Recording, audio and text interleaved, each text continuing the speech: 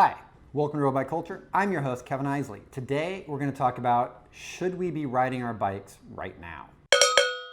I've been hearing this question from a lot of people, both online and just around, should we be riding our bikes right now? So I live in San Francisco and we are in a shelter in place, which roughly means basically stay home if you can. If you have to go to work and you have a job where you can go to work, go to work. We can go outside, we can go to parks. We are recommended not to go to playgrounds. So you can ride your bike for sure. And in Middle America, you have a lot less restrictions than we do, although that is changing daily. But should we ride our bikes? Well, it is recommended that we do exercise. It is recommended that we do get out and get fresh air. It is important for our psyche. It is important for our health. Being locked inside all day is very unnatural, and we are social beings, and this is becoming very difficult for a lot of people, but still it's not that difficult to stay inside and watch TV. So I am going to give you a bunch of numbers, and hopefully these numbers help you make an informed decision about whether or not you should ride. So the numbers I'm going to give you are from a study that was done by UCSF Medical Center, where I work, and it is right now the study that most agencies are using as far as how this virus will spread. So here we go. We are expecting this virus will infect between 40 and 70% of the population of the United States. We are expecting about 100 to 150 million people will get the COVID-19 virus. Out of that, 80% will just get what's considered mild illness, which is still pretty bad. It's big fevers, it's weak, totally down. And this is for people with good immune systems who tend to be younger, but this is becoming less relevant as younger people across the country are getting sick and needing hospitalization. And then 14% will become hospital ill, and 6 to 8 will become critically ill.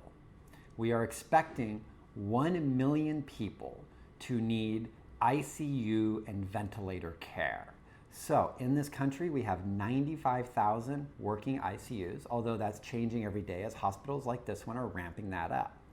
We have 160,000 working ventilators, although that is changing because the FDA recently passed an emergency law allowing anesthesia machine ventilators to be used for ventilating patients in need who have COVID-19. Ford, GM, and Tesla are now making ventilators, and I know Tesla has completed 10,000 so far. So what does that mean?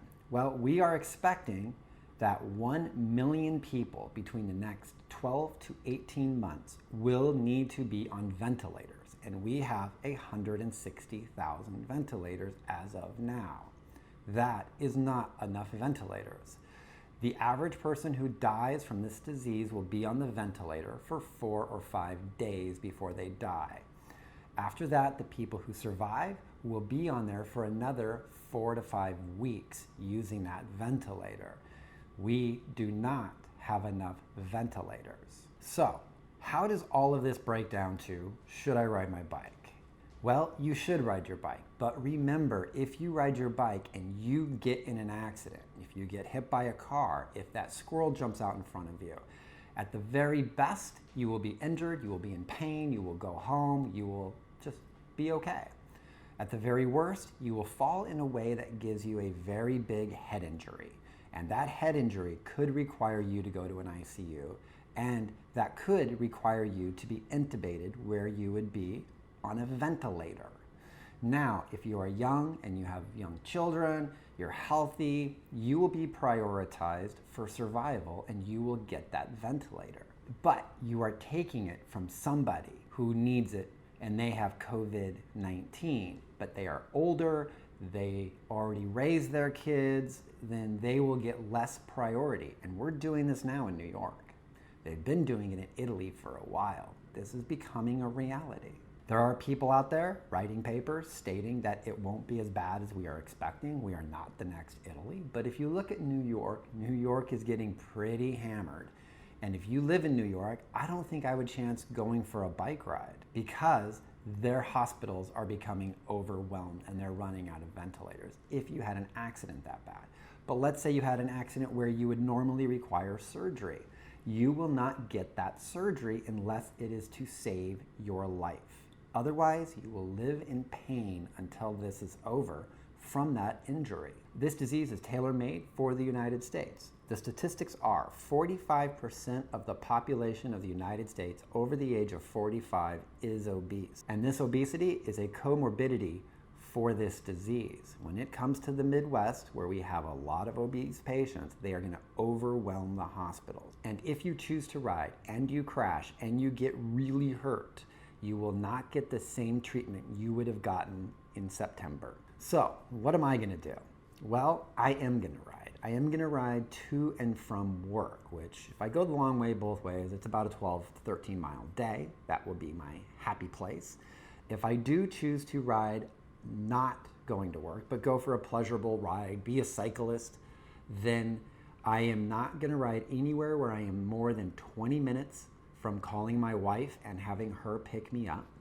I am not going to go for any PRs. I'm not doing Hammerfest. I'm just going to go pedal my bike and just try to straighten my head out a little bit and get some relaxation from everything that's happening in my life, which is working, teaching my child, being locked up in the house. Like it gets to you after a while. And I really am seeking a bike ride. I will not ride with any of my friends. I'm only going to do solo rides. I will not stop anywhere and get a donut or stop and get coffee. I will only ride my bike and get back. If I have a mechanical, I will not take any assistance from anybody.